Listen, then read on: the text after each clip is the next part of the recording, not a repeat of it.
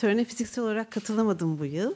Fakat Hrant Dink Vakfı'nın YouTube kanalından eş zamanlı olarak töreni izlerken ve ödüller sahiplerini bulurken yaşanan coşkuyu derinden hissettim. Bir ekrandan seyrediyor ve dinliyor olsam da.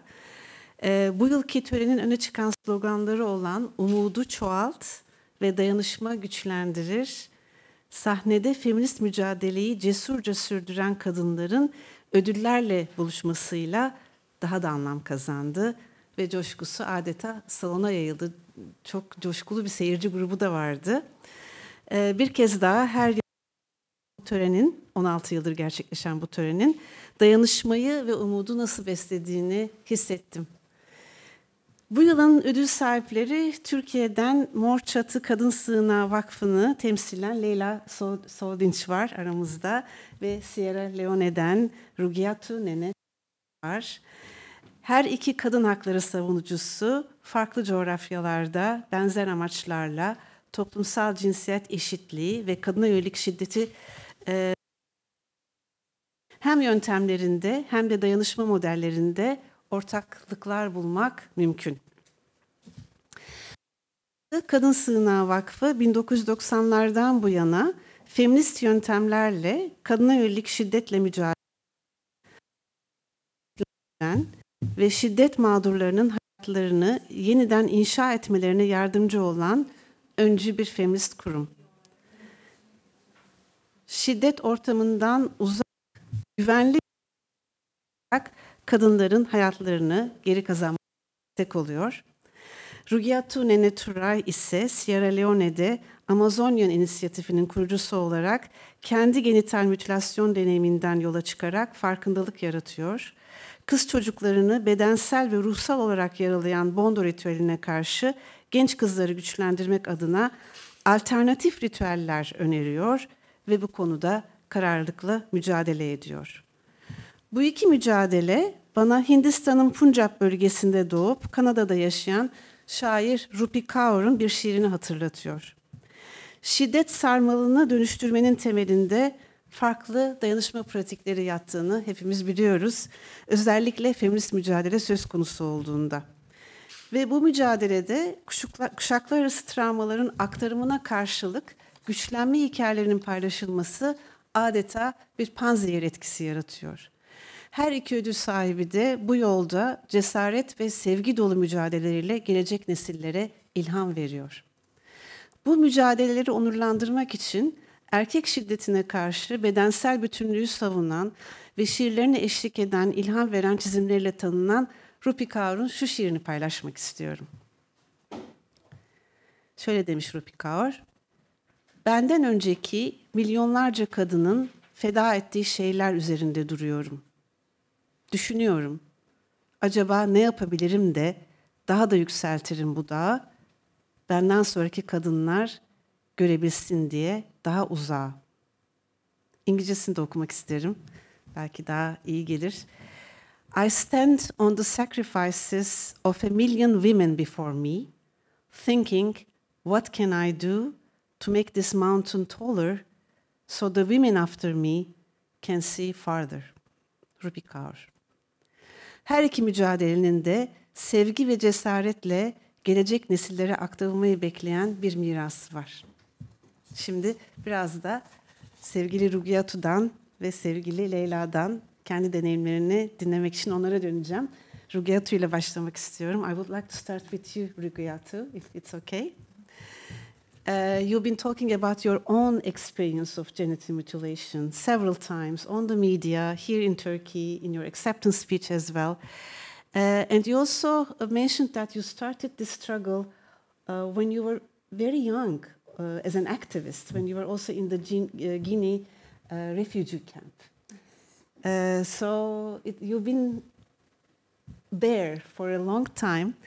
And in this struggle, where do you find your resources, or where do you still find the motivation to go?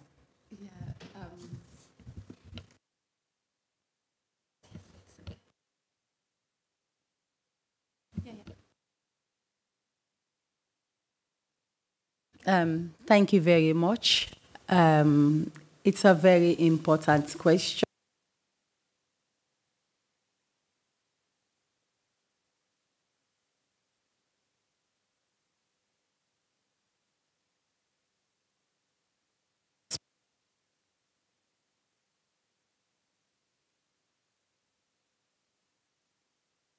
to make sure you engage people. Yeah.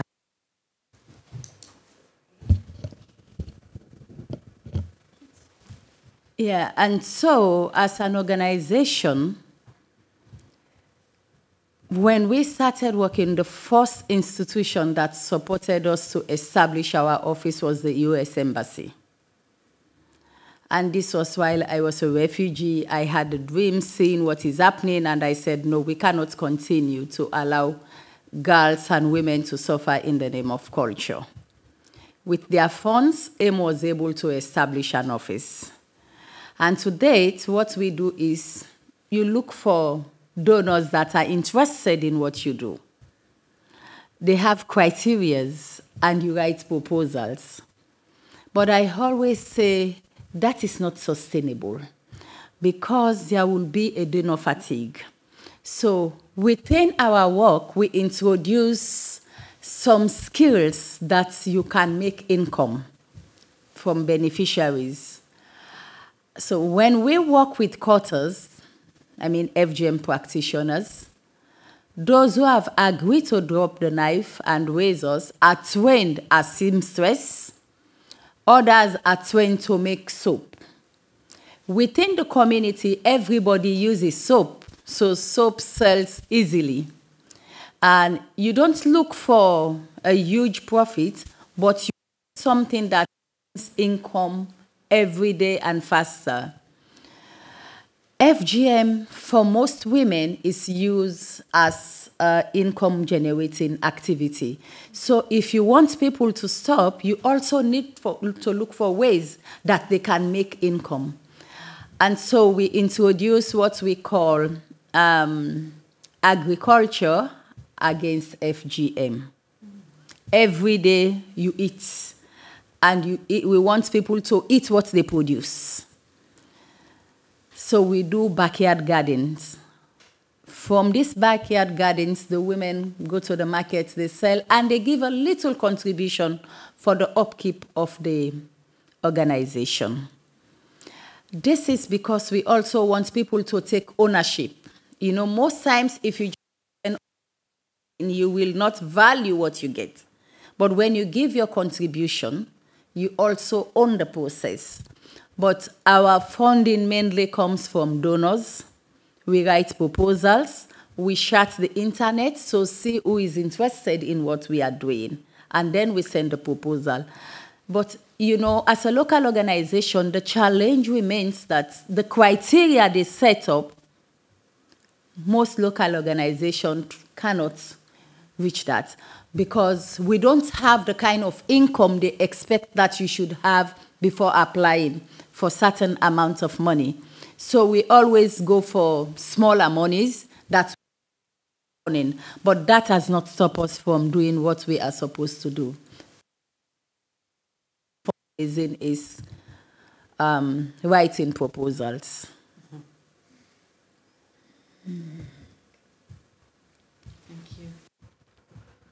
And you also have to keep up the motivation high.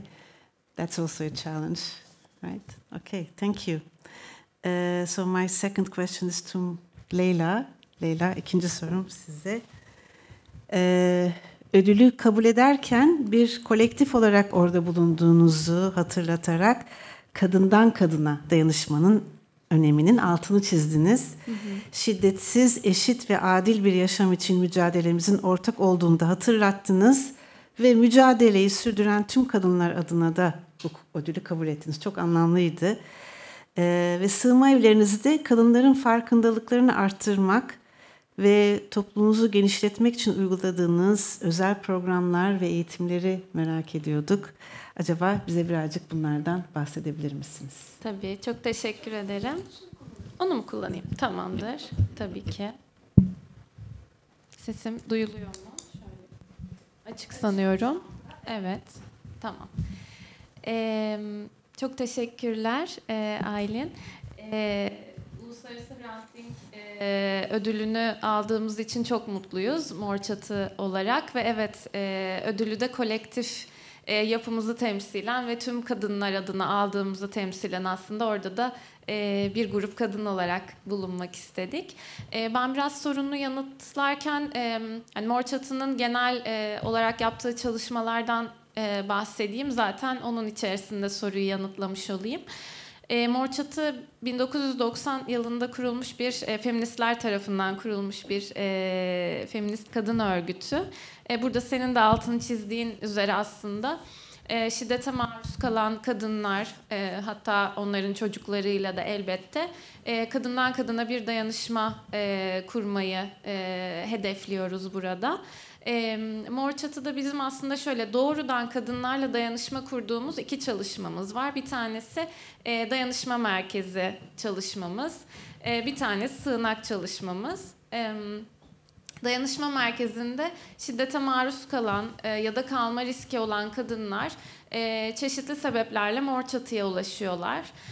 Bazen sadece şiddetle ilgili paylaşım yapmak için arayabiliyorlar ki biz bunu çok önemli buluyoruz. Yani aslında Mor Çatı bir feminist kadın örgütü olarak aslında hizmet sağlayıcısı değil.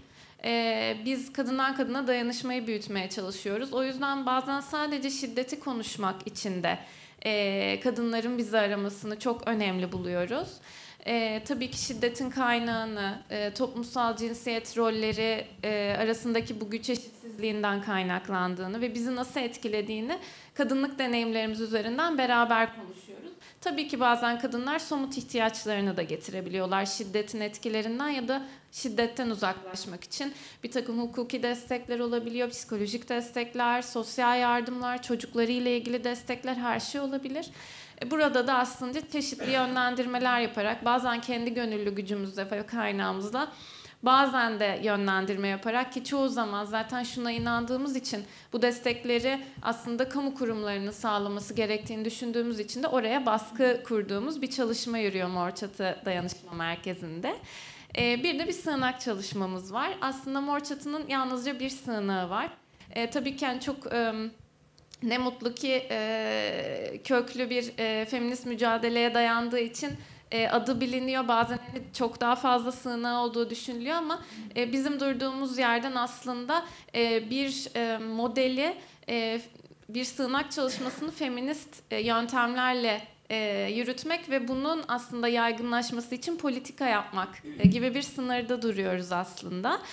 Mor Çatı Türkiye'deki ilk bağımsız sığınak. Bu şu demek, herhangi bir şekilde işte bir bakanlıkla ya da belediyeyle beraber çalışmayan anlamında. Şimdi de şu günde Mor Çatı Sığınağı bağımsız olarak çalışmaya devam ediyor. Senin sorduğun soru biraz şu 3. anlattığım kısma denk gelecek. Bu kadınlarla doğrudan dayanışma kurduğumuz çalışmalar. Ama dediğim gibi Mor Çatı'da biz kendimizi hizmet sağlayıcısı olarak konumlandırmıyoruz. Dolayısıyla da aslında amacımız işte birden fazla danışma merkezi açalım, birden fazla sığınak açalım, bütün şiddete maruz kalan kadınları desteklemeye çalışalım gibi bir yerden değil. Aslında buradan aldığımız deneyimle, yani birebir kadından kadına dayanışmadan elde ettiğimiz o deneyimin bilgisiyle feminist politika yapmak. Bunları da ne şekilde yapıyoruz? Aslında bunun da birçok yolunu, yöntemini yıllardır biriktirdi Mor Çatı. Çeşitli raporlar yazmak, kadınların yaşadıkları aslında yani destek almak için başvurdukları mekanizmalarda yaşadıkları sorunları ya da şiddetin kadınları ve çocukları nasıl etkilediğine dair konuları öne çıkarmak için çeşitli atölyeler düzenlemek. Tabii ki burada kadınların doğrudan karşılaştığı meslek elemanlarına sahada çeşitli atölyeler yapmak, beraber toplantılar yapmak gibi.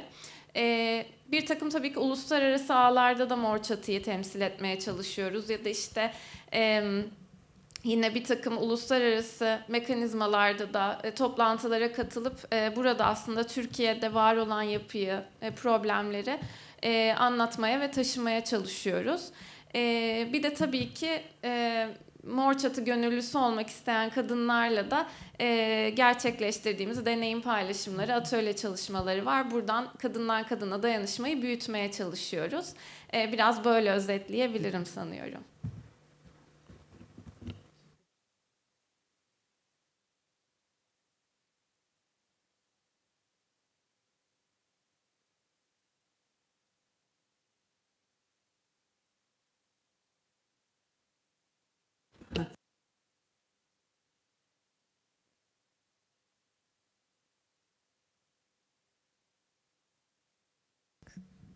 Tamamdır. I was very much impressed by your intervention to transform a long-established narrative or a ritual of FGM in a culture where young women were made believe that it's a rite of passage to become a woman. And it hurts the girls, actually, and it has consequences. The consequences are very dire. Not only physical consequences, you also shared in your own sometimes narrative, but also psychic consequences. So, I found your intervention as introducing a new ritual, very inspiring. And not only that, you also somehow invited 400 women who've been making money on exercising this ritual you give them new jobs. It's a big deal. Tell us more about it. I mean, how did this happen and what inspired you? I'm sure you've been also exposed to many challenges, many difficulties. How did you overcome them? Yeah.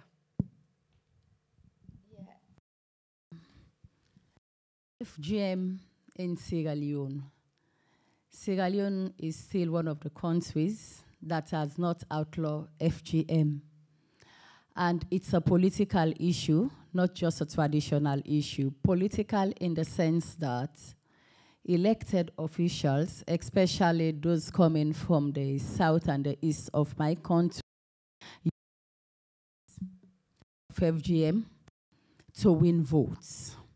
And as my colleagues are in one part of the country following a story where a politician paid for the construction of 31 FGM houses. We must write an open letter that we will share how difficult it is. And you know, the politicians have the decision. So we've been working for almost 24 years now in trying to change perception, in trying to change attitude. And we said the best thing we can do is to start working with communities. Because if we say we go to the top, it will be difficult. So let's have the bottom-top approach. And that's how we started working in rural communities to engage the women who make a living out of this practice, to engage the men who are custodians of the tradition. So we started our engagements by speaking from the known to the unknown. And yes, because I am part of them, because I'm also a victim that has used her pain to save others, I always start by sharing my story. Most times you will hear women say, but our families and our parents have been practicing this for ages. This is because they've never listened to somebody share a story that will help them to open up.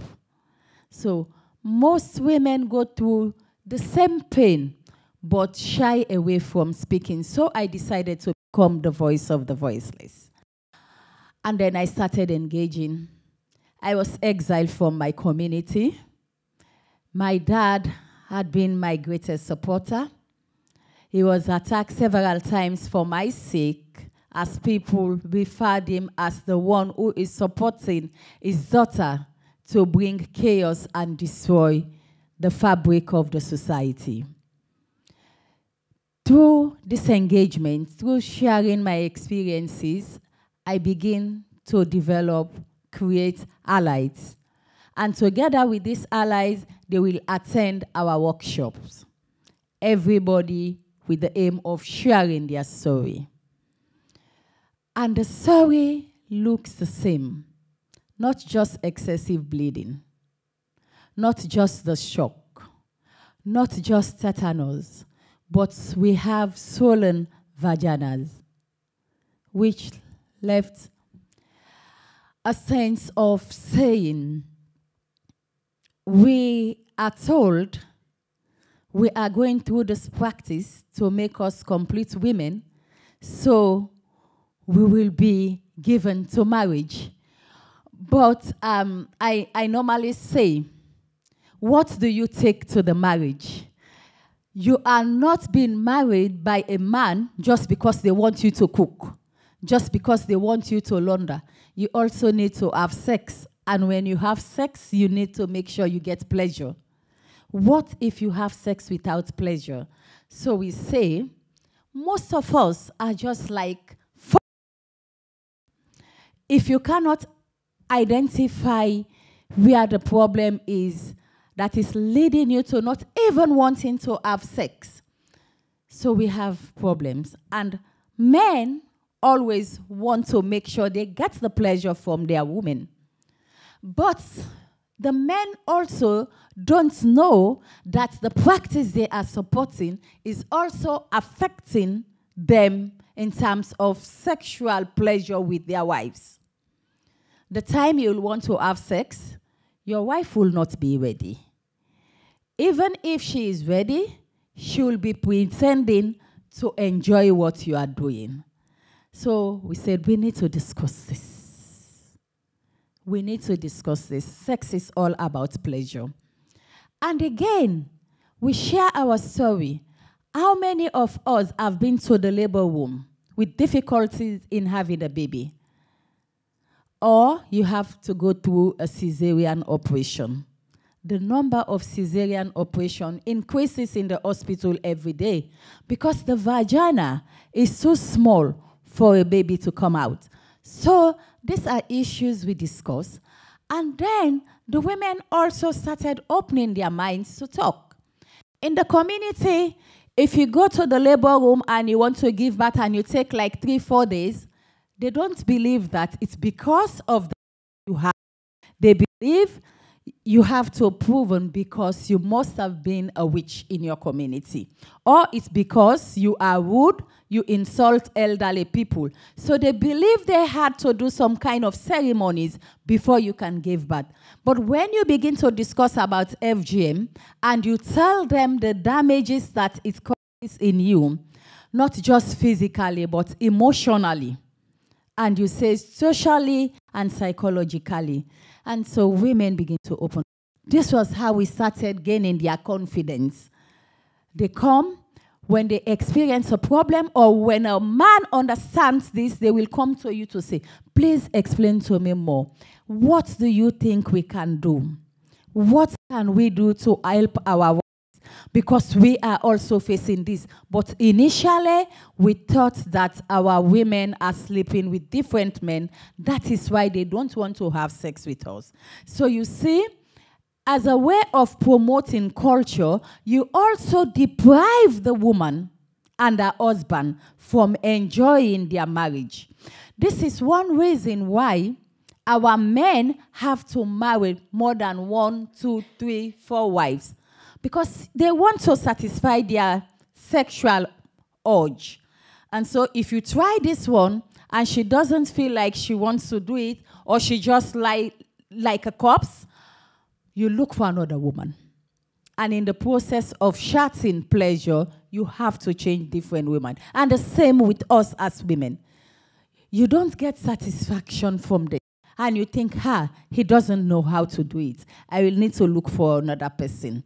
Until you have information to know that you have to focus, you have to concentrate. You also have to use certain things to motivate yourself. You begin to wonder, what do we need to do? They will ask you, what should we do? We don't normally discuss sex at all. But we have to open up and talk about it. So we started discussing. We encourage parents in talk to your daughter. Let her understand. Nobody spoke to me about menstruation. I only experienced this, and I had to tell my dad, I have seen blood. What is this? Go talk to your stepmom. Because we are not allowed to engage elderly people for them to tell us about ourselves. And even in the school, they're scared of telling you about because of tradition. If a teacher is caught talking about you, it's like you want to teach same sex. It's now that the discussion is going on, and we have introduced civic education. So with this open discussion, a lot are understanding, and they are joining the campaign. That was how we had the first 4 practitioners to make a public declaration. It is not just a declaration that they made, but we also ask their husband. Each and every practitioner comes with her husband. Together they make the declaration. Because if you, it will also be difficult to uphold your decision. Remember, this is where they make money from, to take care of the family. So the husband have to give you the support to say, we will be supporting to have an alternative right and an alternative livelihood. With this, we started having tailors shops in the villages. We have the machine. Come and learn how to make a dress. In fact, man is able to make a dress, you become more respected in the community than when you have a knife and a blade to cut people around.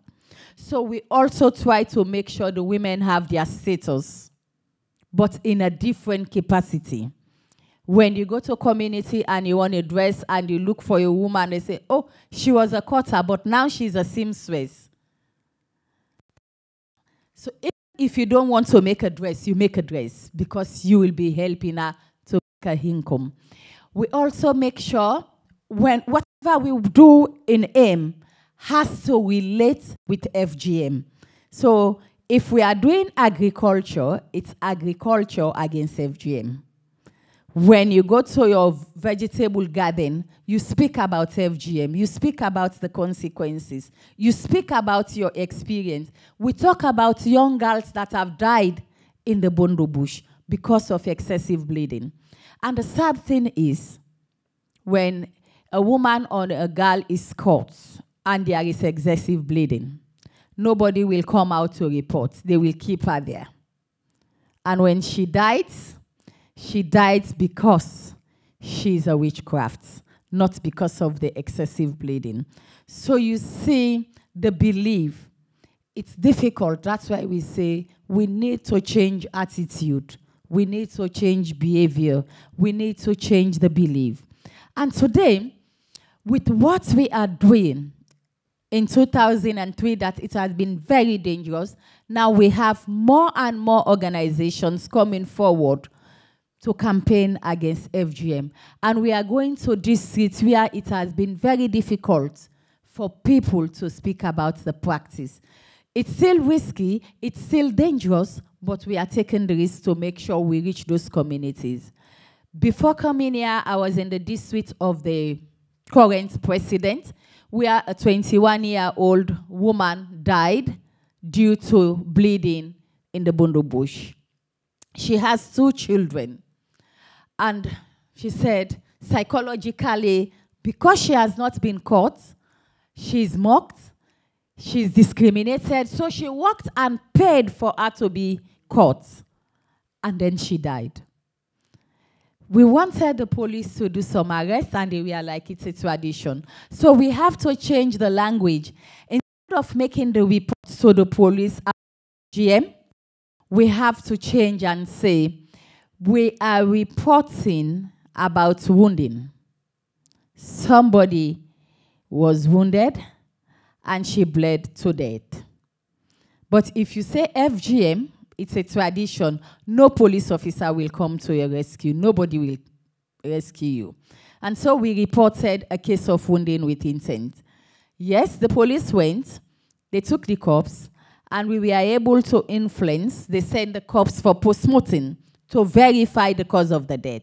And it came out clearly that the 21-year-old Masire died of excessive bleeding. And beaten tongue. When you are strong and they want to cut your clitoris, you put up a strong resistance. So in the process, suffocation is one thing that kills. And so now we said, people cherish this culture. People still want to uphold the tradition. And I also love the Bundu culture because I can dance, I can sing. So I want to see how I'll transfer this good aspect to my own children, to my grandchildren. So I said, we need to look for a way of removing the cutting from our culture. That was why in 2019, we introduced the bloodless rites with 75 young women. These 75 young women have been going through our trainings. So they know everything about FGM. They know everything about Bondo. They know the benefits of Bondo. They know the disadvantages of FGM.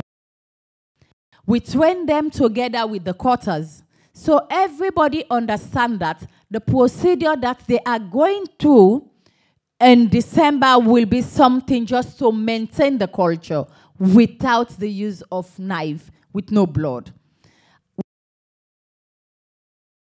Session where we show documentary where a young girl is being caught. And we ask the young women who are supposed to go through the bloodless rite to ask questions to their mothers after watching the documentary together. That was the very first time you see mother and daughter talk about FGM. They ask them to know, is this the same thing that you went through, Mama?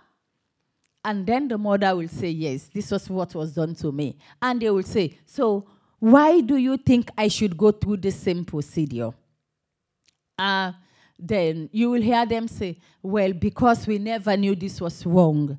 But after this, do you still want me to go through this, or you want me to go through the bloodless rite? And the mothers will say, I prefer the bloodless rite. And then we ask the mothers to ask the quarters also questions. Because it's the quarters who cut the mothers, and the mothers want their daughters to be cut. So then the mothers also ask the quarters question. So that is the last session before the procedure for the alternative rite of passage. You see that the three parties understand that the court, they will ask the quarter, after you've seen this, what do you think? And I tell you, a lot of them cannot stand to watch the documentary. And you ask them why? It's because it's scary, it's so dangerous. That means before any cutter can cut a woman or a girl, they have to drink and get drunk.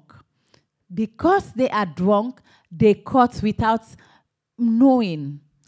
And most of the lips of the vagina is taken off. So you see, we discussed this for the very first time in public. What came out was to involve. We wanted the men to understand there is this belief among men that if a woman is not cut, you cannot marry her. Because a clitoris will make you impotent. So we need to also bring the men, the women, and the girls that have gone through the alternative rite to share their experience and ask questions. And this is why when you work as a human rights activist, you should not discriminate. There was a time we have this session of sharing experiences, and there is this blind man sitting at a corner, and all of us think, we don't have to engage him. But during the process of the discussion, he raised his hand and said, Auntie Neneh, can you allow me to say something? And I said, yes, come closer. And he said, Chief, he was speaking to the chief. He said, how many women have you married for me? And the chief said, why? I just want to know. He said, 3 women. It say, but do you see me like I'm interested in those women? And the chief said, no, I don't know why you are not interested. And he said, let me tell you the secret. I have a woman that is not caught, and she is. That is why at the end of every week, I have to travel to meet that woman, because that is where I get my satisfaction, not the women. So everybody was shocked. And so we included him into our campaign. We said, you need to be part of this campaign. You need to share this experience. So when he speaks, people were like, huh? You have sex with an uncaught woman? And you are still... And he said, yes, in fact, when I want to become more active than women. And so we need to take a decision. And that was how we started having women that are uncaught in our communities. And nobody now provoke them, because most of them want to be caught when they are provoked. The stigma. Now, no stigma. What we have now is trying to see how we bring the caught and the uncaught, because there is also a problem. The uncaught will now say, I'm a complete woman. Nothing is missing from me. So, and the boys that we are working with, majority of them will tell you, I don't want to marry a caught woman. So how do we mitigate? It's not my fault to be caught. I'm now caught, and I always say, thank God I have a husband, but how about the others? So what we are doing in some of our engagements is we also buy, you have lubricants you sell. Like here, before I leave, I will look for those lubricants that I buy. You have a gel you call KY gel that helps caught women when they apply it to relax the nerves and at least reduce the pain. So during our trainings, we give to them and we show them how to use it. But most time, we live in Britain. We just have to satisfy our husband as it's demanded by marriage that you need to have sex. So one main topic we concentrate on is sex. And everybody wants to have pleasure in having sex. Thank you for this detailed account. This is such a private space, talking about sex in a traditional culture, and you opened up a very safe space too. I can hear from what you tell, the safe space, so people come and talk about desire, right? And functioning sexual life.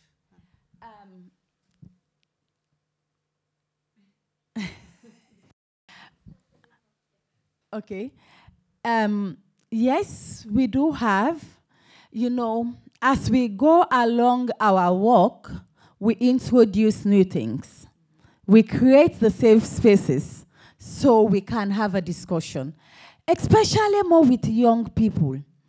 For the elder ones, they don't come to the space. We go to their houses because they think coming to the safe space to discuss this is, but we encourage intergenerational dialogue. Intergenerational dialogue. Why? Because we also want parents to support the decisions of their children when they decide to marry an uncaught girl. We don't want, you marry this uncaught, and when she's pregnant and she goes to deliver, they will ask somebody to cut the clitoris. You might be uncaught until you get married.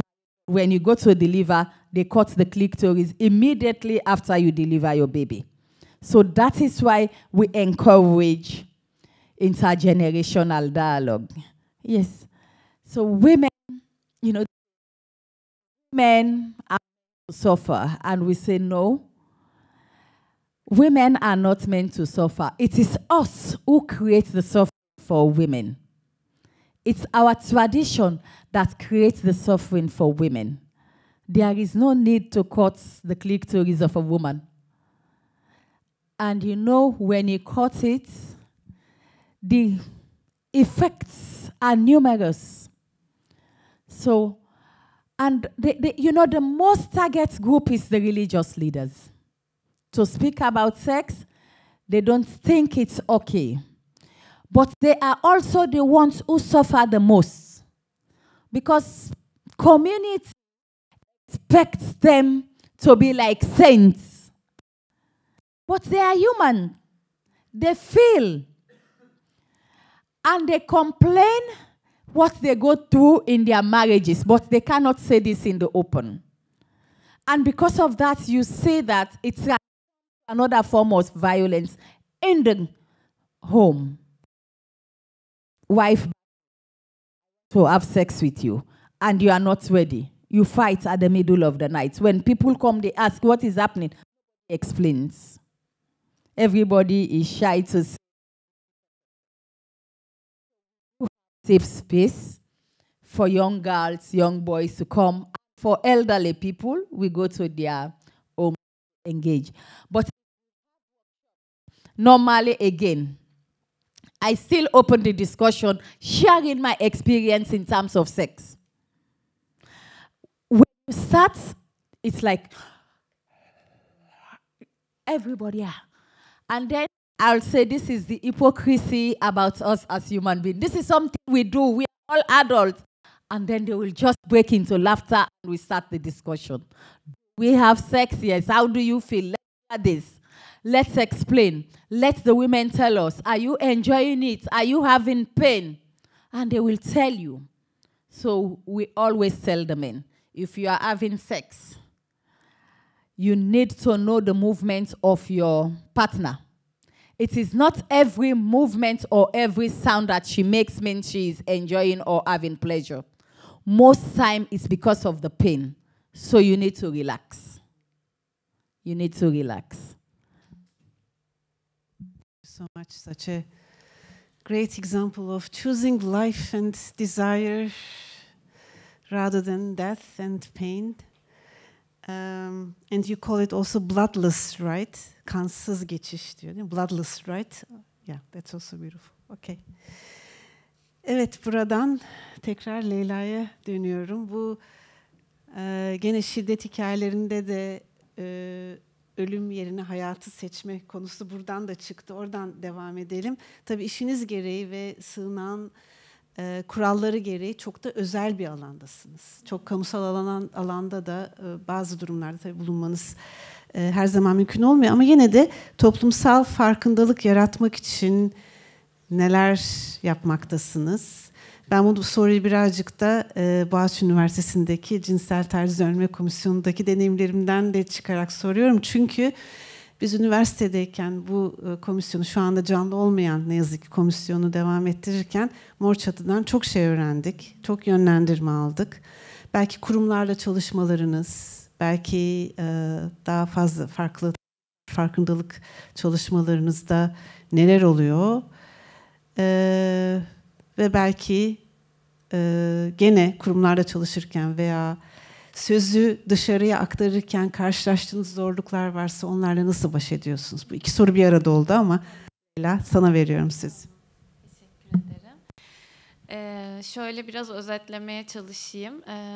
Şimdi bizim dediğim gibi demin de aslında anlatırken söylediğim bir böyle doğrudan dayanışma kurduğumuz bir taraf var. Dayanışma merkezimiz ve sığınakta. Bir de aslında bu deneyimlerden doğrudan feminist politika ürettiğimiz bir taraf var. Burada ne gibi çalışmalar yapıyoruz? Aslında ne gibi stratejiler, bu farkındalık yaratmaktan bahsettin.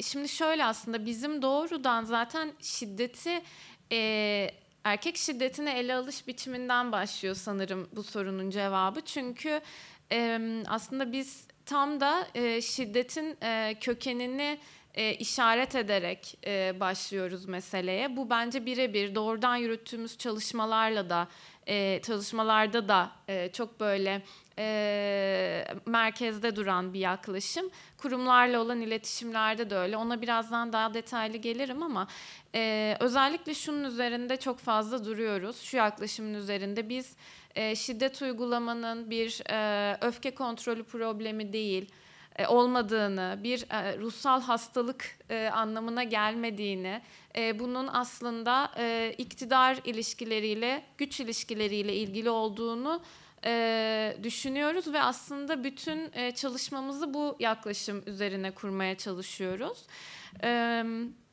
Bu da aslında kadınlarla şiddeti konuşurken de bize böyle bir perspektiften yaklaşmamızı sağlıyor. Bir de tabii ki birçok yere davet ediliyoruz, birçok yerde görüşümüze başvuruluyor elbette. Yani çok yaygın olarak tabii ki bu şiddetin psikolojikleştirilmesi ya da işte öfke kontrolü sorunu, cinnet anı gibi aslında şiddeti meşrulaştıran bir hani şekilde kökeninin de böyle burayı işaret etmesi aslında çok büyük bir problem. Dolayısıyla biz buralardan da aslında o yaklaşımı değiştirmeye çalışıyoruz, anlatmaya çalışıyoruz. Erkek şiddetine nasıl bir yerden baktığımızı, bunun kadının aslında kadın olduğu için maruz kaldığı bir şiddet biçimi olduğunu ve amacının da aslında o gücü, iktidarı sürdürmek ve kadını kontrol etmek için sistematik biçimde uygulandığını, seçimli hatta bir düşünce biçimi olduğunu, yani kimin kendisini kimden üstün gördüğüyle ilgili bir şey olduğunu, aslında ayrıcalıklar meselesi olduğunun altını çizmeye çalışıyoruz. Kurumlarla olan kısma gelince tabii ki şunu söyleyebilirim, hani en önemli, yani karşılaştığınız zorluk dedin, tabii ki burada herhalde 1-2 saat konuşabiliriz karşılaştığımız zorluklarla ilgili, ama tabii çok temel bir şeyden bahsedeceğim. Aslında Türkiye'de sosyal politikaların gitgide de aslında aile odaklı bir biçimde şekillenmesi, aslında kadının şiddetten uzaklaşması değil, ailenin korunmasını siz eğer gündemin en başına alırsanız, ailenin menfaatini aslında her şeyin üzerine koyarsanız zaten kadının şiddetten uzaklaşmasının önüne geçiyorsunuz. Çünkü zaten kadınlar en çok aile içerisinde en yakınlarından bu şiddete maruz kalıyorlar. Dolayısıyla bu aslında aile odaklı politikalar ve aile odaklı sosyal politikaları biz her alanda görüyoruz. Yani gittiğimiz bir başvurduğumuz bir destekte, işte polise başvururken, sığınak talep ederken, kreş desteklerine bakarken, yani aslında burada dediğim gibi, yani bu politik gündem, bu politik önceliklendirme her alanda birçok kötü uygulamaya, aslında kadınların şiddetten uzaklaşması için ihtiyaç duydukları desteklere erişememesine, tabii ki burada uygulayıcıların da bir bu yaklaşımla hareket etmesine ve inisiyatif alarak çoğu zaman da görevi kötüye kullanmalarına sebep oluyor. O yüzden biz de buralarda sadece hani stratejilere de biraz gelecek olursam, buralarda doğrudan destek ve dayanışma kurarken de hani sadece yönlendirmek değil, aslında oralarda ne olduğunu takip ediyoruz. Yani bizim zaten dediğim gibi böyle bir çağrı merkezi gibi çalışmıyor dayanışma merkezimiz. Yani bir destek mekanizması ile buluştururken bunun peşine düşüyoruz. O desteğe öncelikle kadının erişmek konusunda ısrarcı olmasını söylüyoruz. Bu anlamda biraz yüreklendirmeye çalışıyoruz. Çünkü ne gibi şeylerle karşılaşabileceğini biliyoruz. Ama alamadığı noktada da biz devreye giriyoruz orada aslında. Bu her şey olabilir. Çeşitli yazılar göndermek, raporlar yazmak, bazen kurumlara doğrudan gitmek gibi.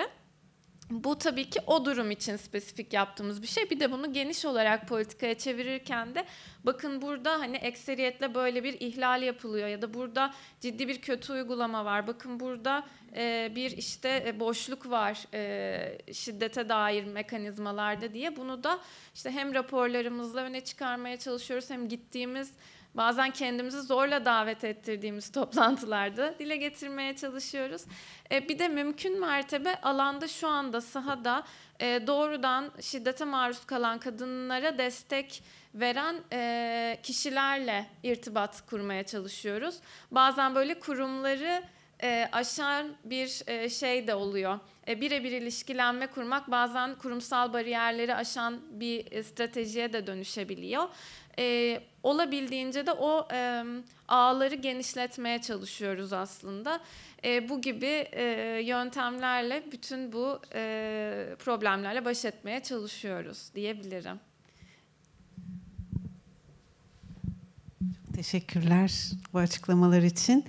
Belki kapanışa doğru geçerken son bir ortak soru.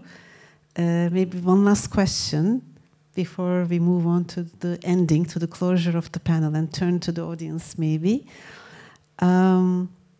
Would you like to share, we are talking about transformative practices here, transformative feminist practices here. Would you like to share maybe a story that impacted you deeply in your process? I'm sure you have hundreds of stories, but for this panel, for this specific panel, one story that stays with you still and you want to share it with the audience. Belki toplulukla, bugünkü toplulukla paylaşmak istediğin bir hikaye var mıdır? Dönüştürücü bir hikaye, bir kadın hikayesi hangisi olurdu diye sordum. Is it coming? Yes. Yes. You know, when you work in a difficult situation and then you have one or two coming back to say, this is it, gives you more inspiration. One of the most successful story that I will love to share is a community decision, not like for one individual. It's in the village of Matimba in Koya Chiefdom Putloko district. You have minds where women are trained to become practitioners. It's different from the shrine where girls are caught. And in this shrine, women to become practitioners, to become cutters. So if a child of 5 years is taken to that place to be trained to become a cutter, she will graduate when she's 15 years. Others will be going to school and she in a confined for learn nothing but to inflict pain. So we went to this community. And along the road going to the community, you have the same shrine. So I was like, what is happening in this area that they have nothing to do other than train women? And then we arrived in the community, and I was invited by the community people. And so I went and I said, you called me, I want to know why you've invited me. And then the head of the community said, we invited you because we saw something that you did on WhatsApp. And I said, like what? And they said, we saw you in one community and you were talking to men and women about culture. And then you establish a school. Now we see. We've been in this community and we want a school. And then I turned and I saw the shrine. And I asked them, how long has this shrine been here? They said, it's been here over the years. And I said, how many women and girls do you have in there? So they were like, nobody wants to speak. And I said, if you don't want to speak, I will leave. You have to answer to question. And they told me we have 10 women and 15 girls. And I asked again, what are they doing? I know what they are doing, but I said, what are they doing in there? And they said, oh, it's the tradition. They will be graduating to become cutters. And I asked, quotas do you have in this community? Let me see all the, and they were like, and I asked them, how long have you been in this trade? Some say, oh, we've been for 30 years, we've been for 10, we've been, and I asked them, what benefit has this brought to your community? So we need to open the discussion. And I told them, we build schools, but we only build schools in communities where people agree to remove the shrines and make a commitment in the presence of their paramount chief, the Ministry of Education, the Ministry of Gender, and our lawyer. Before we could end, they were like, the men, we want this to be removed. This has given us financial burden, and our children are not going to school. So I said, you remove it not by celebrating graduation. You remove it entirely and discuss the benefits. So they agree in having engagement. For the very first time, the parliamentarian representing the community follow us to have engagement with community people. This is something that parliamentarians don't do. He sat there to the discussion, and later he raised his hand to say, I want to speak. And for the very first time, he told the people, he said, I have 3 girls. None of them is caught. But I was afraid to tell you that we don't cut our children because this is something that you value. But because of what I have had today, I want you to know that I have never given my money to anyone for this because my girls are protected. So the community removed that shrine in replacement for a school. Now the other communities along the road have also removed their own shrine because it is very clear in our protocol and principle that your children will not come to this school if you still have a shrine. Why? Because if there are shrine, girls will be taken from school and taken to the shrine. Then we have the school. And we do something in the school. All the parents of those school-going children are obliged to go through our workshops. So the community has been the first and only community in Sierra Leone to remove their shrine. And the men are very proud to go to the radio to explain why they took the decision. So the community, we've trained them as our ambassadors to go to other communities. We just give them transport, and they go and they explain the benefits of supporting girls to go through education rather than sending them to shrine to become practitioner. And that is still, when government even wants to do something, they will bring that documentary and show. So we always say government is doing radical inclusion, and this is also part of the radical inclusion. How do we bring education and removing shrines? Thank you. Very impactful story. Thank you. Leyla, sana geçeyim.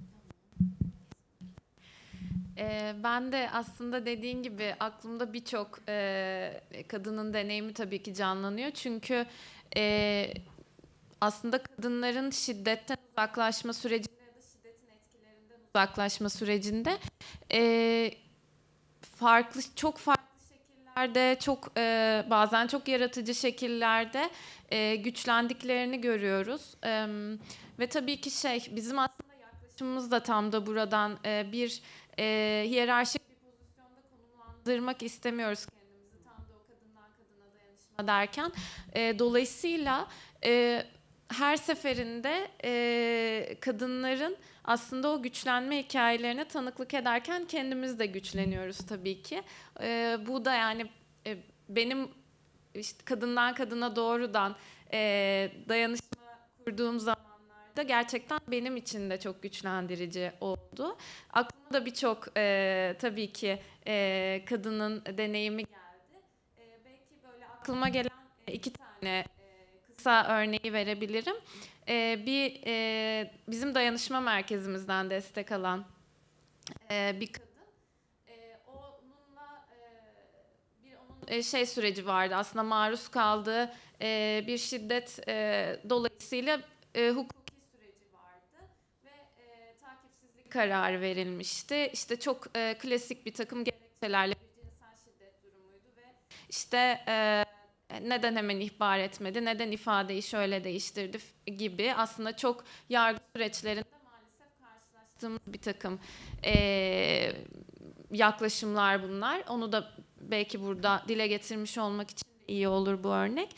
Biz Mor Çatı'da zaman zaman kadınların, aslında kadınların sürecine tanıklık ediyoruz. Bazen bu gerçek anlamda tanıklıklar da olabiliyor hukuki süreçlerinde. Bazen raporlar yazmak da olabiliyor. Bazen gidip doğrudan kadınların deneyimine şahitlik etmek de olabiliyor.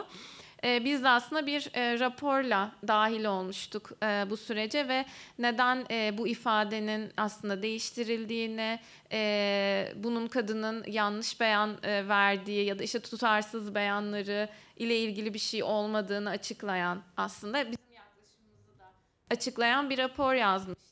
Daha sonra bunun olumlu, yani bir olumlu etkisi olmadığını, itirazının da reddedildiğini öğrendim kadından ve kadınla bir görüşme yapacaktım. Her ne kadar şeyi bilsem de ve birbirimize de hatırlatsak da kadınların baş etme gücünü, bazen çalışma içerisinde bunu unutup şunu diyebiliyorsunuz, yani hay Allah ne olacak şimdi, çok mu hayal kırıklığına uğramış olacak diye girdim o görüşmeye ve onunla konuşurken şeyi söyledi. Dedi ki yani bu itiraz hani kabul edilmemiş olabilir. Bu raporun sonucu da olumsuz çıkmış olabilir ama birilerinin, bir kurumun ve birilerinin bana inanması, yaşadıklarıma dile getirmiş olması ve altına imza atmış olmaları benim için çok önemliydi dedi. Orada yani bir daha hatırlatan bir şey oldu bana. Bu tanıklıklar, bu dayanışma, orada gerçekten yönlendirdiğiniz bir yer ya da yaptığınız bir hani doğrudan verdiğiniz bir destekten çok daha fazlası olabiliyor. Feminist yöntemlerle gerçekten dayanışmayı kurmak ve tanıklık.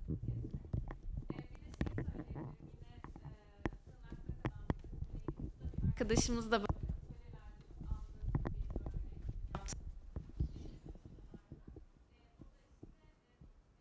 uzun yıllar şiddete maruz kalan, bu nedenle aslında hani özgüveniyle ilgili de artık çok yaralandığı bir yerde olduğu bir dönemde sığınağa geliyor ve güçlenerek çıkıyor şiddetsiz hayatını kurmak için. Ondan sonra da yıllar sonra tekrardan bizim dayanışma merkezimize ulaşıyor. Onunla zamanda sığınakta çalışmış olan arkadaşımıza diye haber gönderilmesini istiyor. İşte şu ben artık dolmuşta para üstünü isteyebiliyorum. Yani dolayısıyla böyle güçlenme hikayeleri dediğimiz şey aslında kadınların kendi hayatlarında bazen attıkları çok büyük adımlar da olabilir. Bazen gerçekten aslında çok küçük ama çok anlamlı adımlar da olabilir. Bu şiddetten uzaklaşma sürecinde çünkü birçok yerden hasar alıyoruz biz. Dolayısıyla bunu, bu güçlenmeyi böyle bir yerden görmeyi ve aslında kadınların her zaman bu anlamda kendi gücüne güvenmeyi, bizim de dayanışma kurarken çok iyileştirici buluyorum açıkçası. Böyle paylaşabilirim aklıma gelenleri. Çok teşekkür ederim. Güçlenme kelimesini açıklığa kavuşturduğun için de, çünkü orada da bir hiyerarşi olabiliyor. Kim kimi güçlendiriyor? Gücün gölgesi var. Ama kadınların kendi gücünün, potansiyelinin farkına varması. Öyle bir alan açmak değerli olan. Tam da buradan belki dinleyicilere dönebiliriz. Belki sorular vardır. Veya Zoom'dan sorular gelir mi bilmiyorum. Size dönüyorum. Thank you so much. I just opened up the space for questions. Okay. Hi, it's coming. All right, great.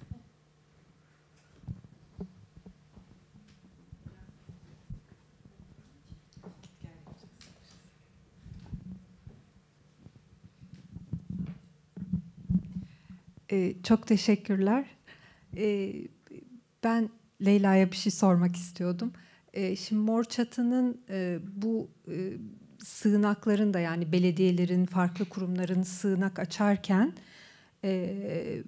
izlemesi gereken yollarla ilgili de bir politika ürettiğini biliyorum.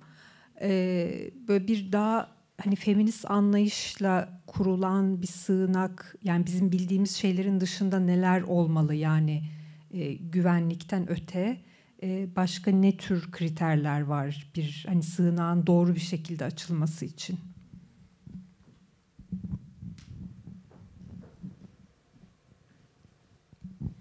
Evet, benim en sevdiğim soruyu sordunuz önce.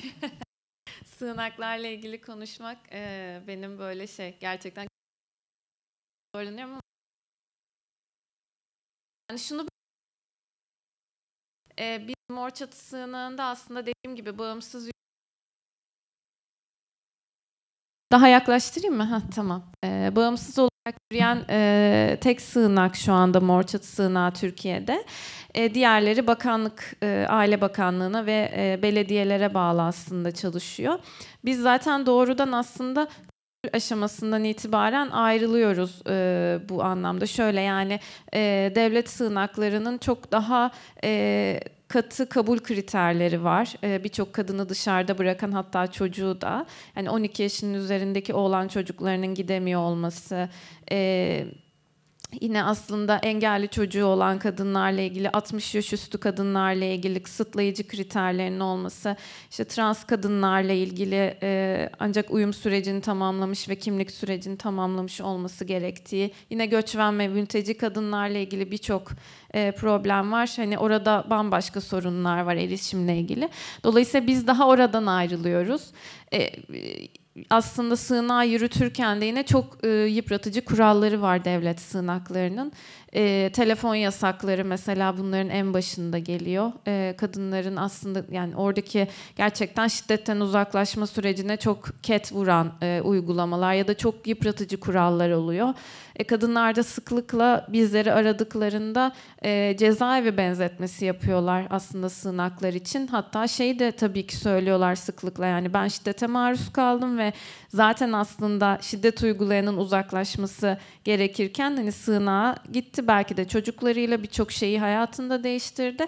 Ama orada da aslında orada çok yıpratıcı ve baskılayıcı kurallar olduğunda suçlu hisseden aslında kadınlar oluyor. Dolayısıyla tabii ki burada yani güçlendirici bir çalışmanın olması çok zor gözüküyor. Yine oradaki sosyal desteklerin bir standardının olmayışı falan gibi, dediğim gibi burayı çokça çoğaltabiliriz. Ama ben sadece şundan şöyle özetleyeyim. Yani dediğim gibi kabul kriterlerinden kurallara kadar söylenecek milyonlarca şey var. Ama belki şuradan sadece özetleyebilirim. Biz zaten konuk evi yerine sığınak diyerek ayırıyoruz yaklaşımımızı. Aslında sığınaklar devletin kadınlara sunduğu bir hizmet değil, aslında kadınların talep ettiği ve aslında feministlerin talep ettiği ve kazandığı politik alanlar, mücadele mekanizması. Yani Türkiye feminist hareketin de aslında talebi ve kazanımı dünyada da aynı şekilde.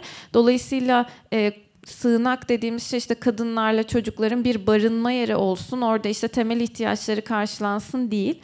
Aslında şiddetten ya da şiddetin etkilerinden uzaklaşmak için ve diğer kadınlarla aslında dayanışma kurabilecekleri alanlar olmasını önemsiyoruz. Sığınağın böyle bir aslında yaklaşımla yürütülmesi gerektiğine inanıyoruz. Tabii ki sığınaksız bir dünyayı hedefimize koyuyoruz ama şu anda bunun çok yakıcı bir ihtiyaç olduğunu biliyoruz. O yüzden bir hani barınma yeri değil sığınaklar, dediğim gibi kadınların şiddetten uzaklaşacakları, varsa can güvenliği riski bunu da yönetebilecekleri çocuklarıyla birlikte ve diğer kadınlarla dayanışmayı da şuradan yine söylemek istiyorum. Yani orada da dediğim gibi yani hepimiz kadın olarak şiddete maruz kalıyoruz ve orada aslında şunu fark etmek açısından da çok kıymetli oluyor. Ben Leyla olduğum için değil, bunu bir kadın olduğum için yaşamışım ve burada da aslında çok benzer deneyimi olan, bambaşka öyküleri olan kadınlar var. Bunu görmek açısından da çok önemli alanlar, sığınaklar. O yüzden biz böyle bir perspektifle yola çıktığı için, daha doğrusu Mor Çatı uzun yıllardır bütün çalışmasını, kurallarını, işleyişi de aslında buradan kuruyor. Çok temelden burada ayrışıyoruz o yüzden. Biz sığınaklara böyle bakıyoruz.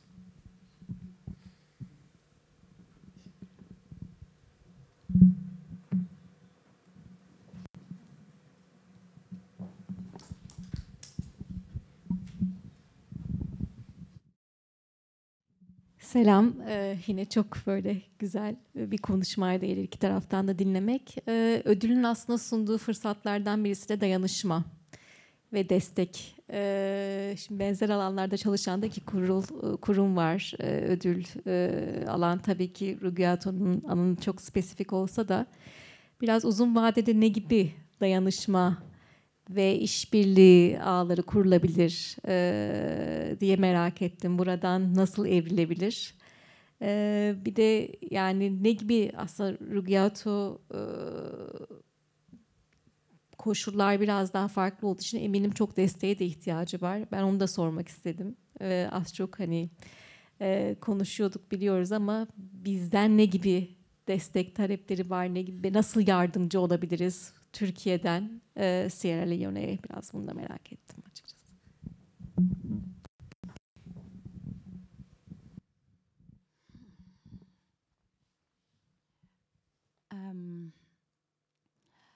I say violence against women everywhere shares the same pain.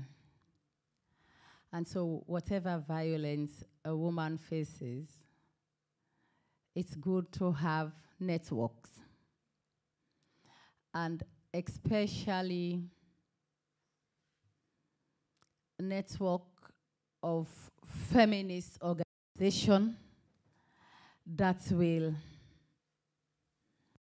build the strength of women. Africa, and I don't know if Turkey is between Europe, and sometimes I'm like, I say, how do we connect with, when I listen to, I'll say my sister speaks, I sit here to talk about FDM, but there is nothing that she has explained that the women in the country are not going through. You need to address one violence at a time. But when you partner, you exchange. So it will be good now if we can build up a network between Turkey and Sierra Leone. On to, what do you say, you exchange.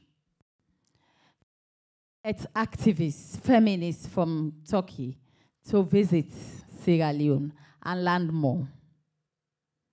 So we can look at specific things we need to work together. We can do this at international level to raise the awareness at international level to say countries like this have these issues. Even though they've signed international treaties, how do we help to domesticate these international treaties? Because even though you sign, if you have not domesticated them, it becomes also a problem of implementing them.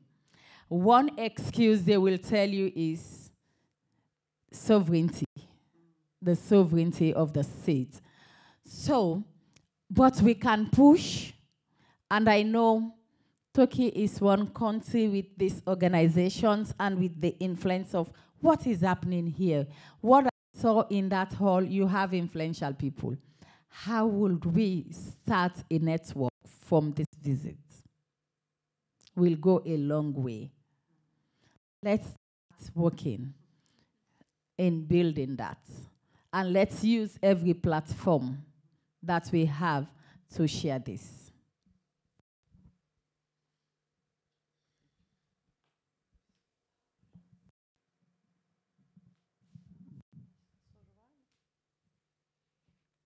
I will ask a question from Zoom. How do the political actors in Sierra Leone impact your work? What is the approach of the government and the opposition to your work? And how do they converge or diverge? Which political actors are supportive of your cause?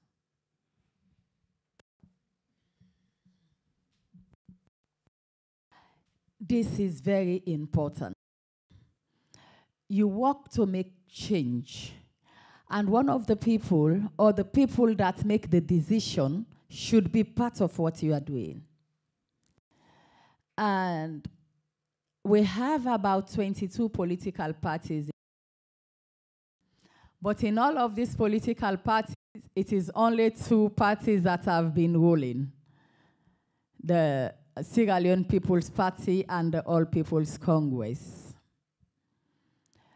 We have tried to reach political parties because that we want to talk to our members of parliament. Yes, we engage them. We've been pushed and engaging. But if we don't engage their political parties, they always go back. And if it is not what their parties believe, they will not make a decision. And because FGM is a vote winner in my country, we started engaging political parties. We've engaged 21 political parties with the exception of the ruling party that has not given us the go-ahead to engage them. And the problem of politicians supporting FGM is strongly in their area. And so, we say before we have training, we look at international laws, we look at regional laws, we look at the laws we have in the country. We need to go back and engage them.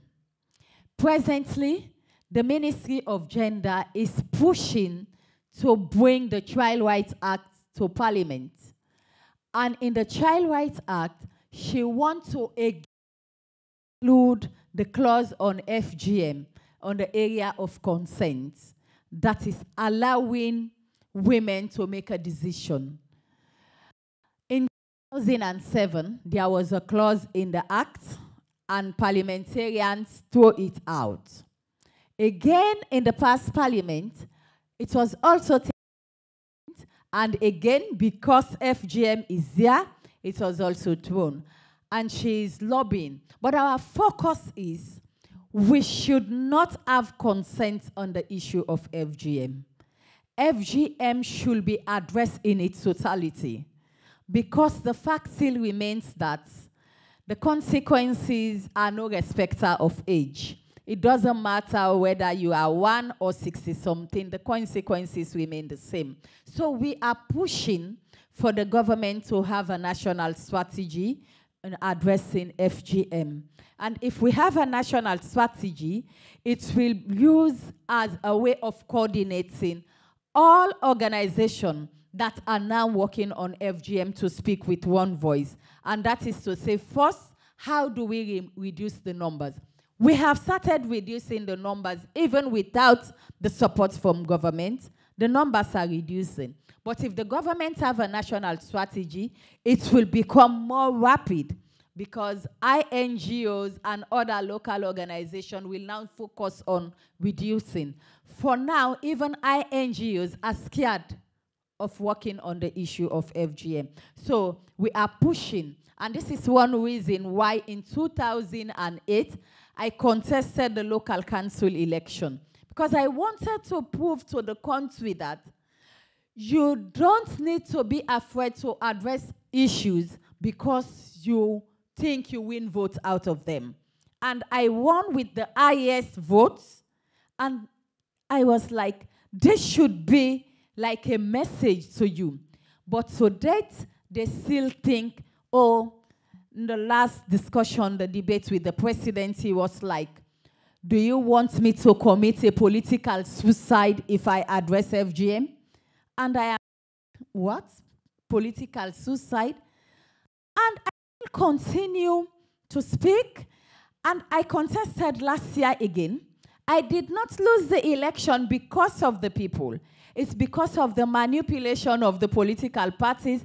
They said she is a she doesn't compromise when we have issues. So it is not just about FGM, but if you say, what can we do if I say, no, we need to consult. And politics, they don't like that. You don't have to consult your voters. You just make decisions without them. And as an activist, I believe whatever decision you want to make, whether it's a project or not, consult with your beneficiaries. And your voters are the beneficiaries. If you don't get them involved in your decision, you'll be making the wrong decision. And that is why we are still fighting in addressing FGM. Because the politicians don't come to speak. Ask the people. Know what they think about this before you make a decision. But you sit in your office and you feel, if I say something against this, I will not win an election. When you already have somebody who has won an election. So we are pushing, and we will continue to push to make sure we have the engagement again. It's a continuous process. They must listen to us. That's why we are advocating and lobbying.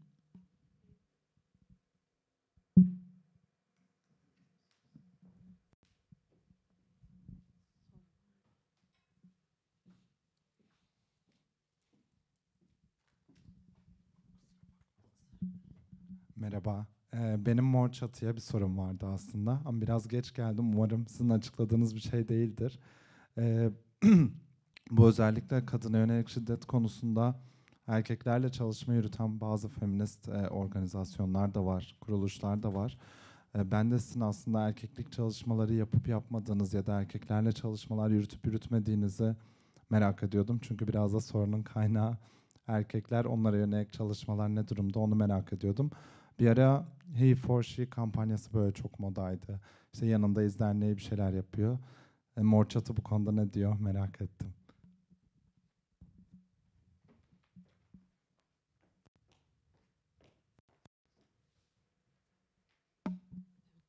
Sevdiğim başka bir konu. Şöyle, biz aslında çok spesifik bir alanda çalışıyoruz. Yani şiddete maruz kalan kadınlarla çalışıyoruz.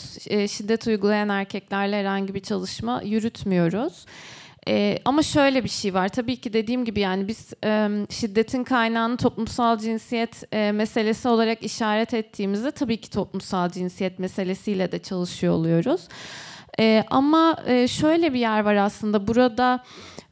Evet, sorunun kaynağı dediğiniz, yani orada şiddet uygulayandan bahsettiğinizi anlıyorum tabii ki. Fakat orada şeye ihtiyaç var aslında. Erkeklerin erkeklik üzerine konuşmalarına ihtiyaç var. Şiddet uygulayan erkeklerin ve işte erkekliğin aslında o tanıdığı güç ve iktidar ilişkilerini konuşmaya. Ama tabii ki burada neden mesela bu gibi örgütlülüklerin çok az olduğunu görüyoruz. Sizin de verdiğiniz örnekler işte çok sınırlı. Bir takım inisiyatifler vardı mesela erkeklik çalışmaları yürüten, hala sürdürüyorlar ama çok tabii ki çok daha sınırlı sayıda. Çünkü bu tabii ki ayrıcalıklarından vazgeçmeyi de gerektiriyor. İşte bir hani aslında heteroseksüel bir erkeğin ne ayrıcalıklara sahip olduğunun farkında olması, o ayrıcalıklarından vazgeçiyor olması, kendi davranışları üzerine ve düşünüş biçimi üzerine sorumluluk almasını gerektiriyor. Oraya çok gelinmediği için aslında burada da yine o örgütlülüklerin çok cılız kaldığını görüyoruz. Biraz da akademiye sıkışmış vaziyette diyebiliriz. Burada biz bunu zaman zaman bu arada şeylerle de konuşuyoruz. İşte dahil olduğumuz uluslararası örgütlerle de Avrupa'da şeyler çok daha yaygın bir pratik. İşte şiddet uygulayanlarla yapılan bir takım programlar, çalışmalar. Biz hani uzun zaman böyle Mor Çatı'da da çok mesafeli durduk. Çünkü işte bunlar çok büyük ölçüde hukuki yaptırım olarak kişilerin tabi tutulduğu programlar oluyor. Zaten bir kişinin zorla gönderildiği bir programdan fayda sağlayacağını düşünmüyoruz. Çünkü dediğim gibi bu bir böyle kendi üzerine sorumluluk almayı gerektirdiği için, yani bir hukuki zorunluluktan tabi tutulduğu bir programın orada bir davranış ya da düşünce biçimini değiştireceğini düşünmüyoruz. O nedenle dediğim gibi bir de o programların bazıları böyle işte sadece öfke kontrolü üzerine ya da bir böyle ruh sağlığı, klinik bir odaklı olduğunda da aslında şiddetin kaynağını da görünmezleştiriyor. Şey gibi oluyor, yani bu bir öfke kontrolü sorunuysa, bu bir işte klinik bir durumsa, bu kişinin elinde olmayan bir sebep, bir hastalık gibi. Dolayısıyla o zaman suç olduğu gerçeği görünmezleşiyor. Kişinin sorumluluğu da aynı şekilde muğlaklaşıyor burada. O yüzden hani hem bu gibi programların onu yaratma ihtimali var, hem de dediğim gibi yani daha yaptırım düzeyinde uygulandığı için sorunlu buluyoruz açıkçası. Oraya dahil olma gibi bir niyetimiz de yok. Şeyi de söyleyeyim, yani Avrupa'da dediğim gibi biz onlar çok uzun yıllardır bu programları uyguluyorlar. Mesela oradaki feminist arkadaşlarımızla konuştuğumuzda da onlar da şeyi söylüyorlar. Gerçekten zaten zorunlu tabi tutulan programların hani çok efektif olmadığını, hatta şöyle bir takım işte takip çalışmaları yaptıklarında erkeklerin artık hani kanuni, yani kanunen suç olarak görünmeyecek şekilde daha farklı şiddet biçimlerini uygulamaya mesela yöneldiklerini ortaya koyan araştırmalar da olmuş. Çeşitli follow-up çalışmaları yapmışlar ve işte partnerleriyle vesaire de yaptıkları görüşmelerde. Dolayısıyla yani şiddet uygulamak bir güç meselesi olduğu için çaresi ancak o gücü uygulamamayı tercih etmekte, iktidarını kabul edip ondan vazgeçmekte. Öyle olunca da buraya çok kolay gelinmiyor maalesef.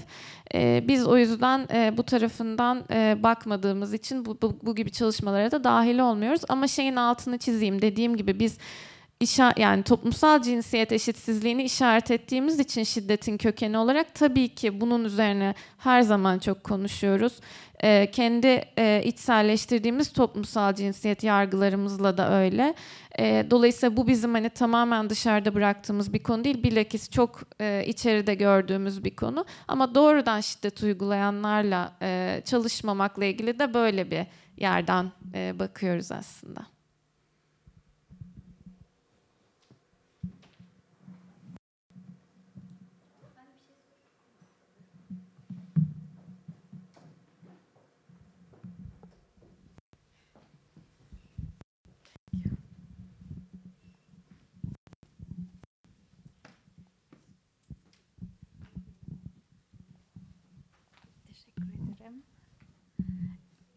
Herkese merhaba, adım Bahar. Bu söyleşi için de çok mutluyum. Ödül töreninden sonra burada tekrar sizlerin sesini duyabilmek çok kıymetli. Ben sanat eğitimcisiyim. Alanım yaratıcı drama ve yaratıcı dans alanında çalışıyorum. Aynı zamanda sanat terapisiyle ilgileniyorum. Dolayısıyla biz eğitim alanında çalışmalar gerçekleştiriyoruz ve Almanya'da yaratıcı drama tiyatro pedagojisi olarak geçiyor ve feminist tiyatro pedagojisi adı altında yapılan çeşitli çalışmalar var. Dolayısıyla bir sürü atölyeler gerçekleştiriliyor ve bu atölyelerde toplumsal cinsiyet üzerinden çalışmalar yapılıyor, gender çalışmalar yapılıyor ve katılımcıların kendilerini fark etmeleri, kendilerini ifade edebilecekleri gruplar oluşturuluyor. Şimdi benim merak ettiğim bu. Şimdi sığınma evine gelen kadınlarla yaptığınız süreçte belki en başta söylediniz, ben kaçırmış olabilirim. Ben de biraz geç geldim. Bu çalışmalarda nasıl bir süreç işleniyor? Öncelikle tabii ki barınma ihtiyaçları karşılanıyor, yeme içme ihtiyaçları karşılanıyor, bir güven ortamına ihtiyaçları var, bunlar karşılanıyor. Sonra psikolojik destek alıyorlar. Peki sonrası nasıl devam ediyor? Ya da bu tür çalışmalar gerçekleştiriliyor mu? Bunu çok merak ediyorum. Ben teşekkür ederim.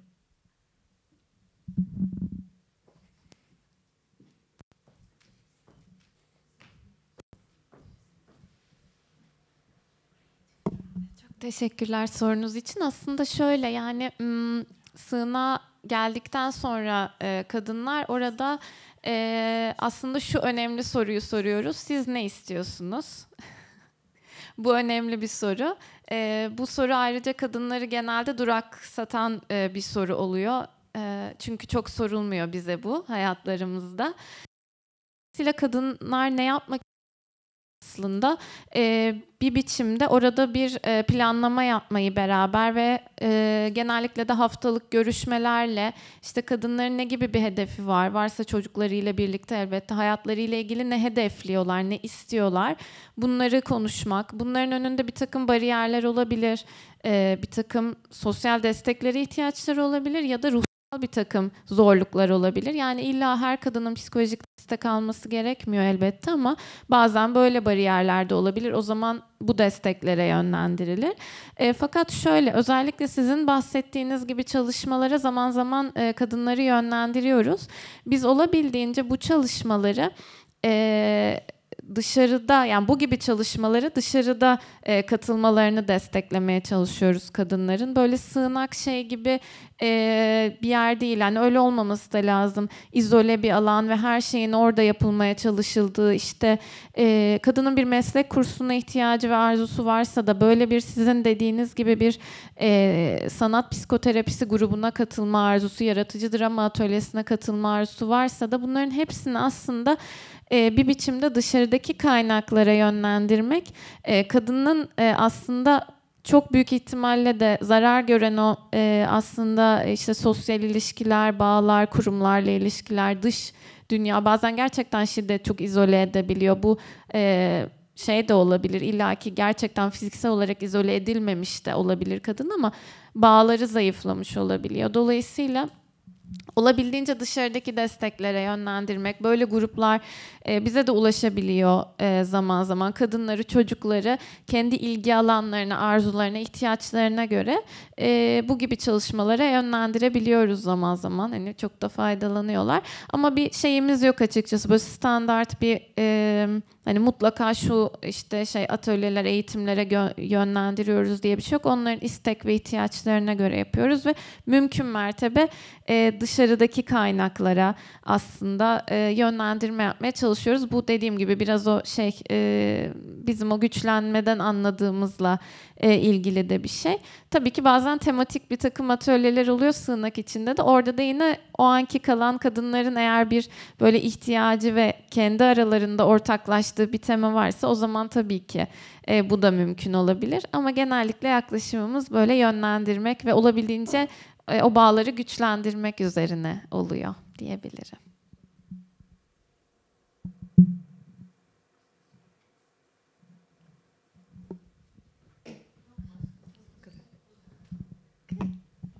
Teşekkür ederiz o zaman. Rugiatu, thank you for your voice and for being here. And Leyla, çok teşekkürler. Çok güzel bir paneldi. Sorular için de teşekkür ediyoruz. Hrant Dink Vakfı'na da tekrar her sene bizi bir araya getirdiği için, seslerimizi çoğalttığı için teşekkür ediyoruz. İyi ki doğmuş Hrant Dink diyelim.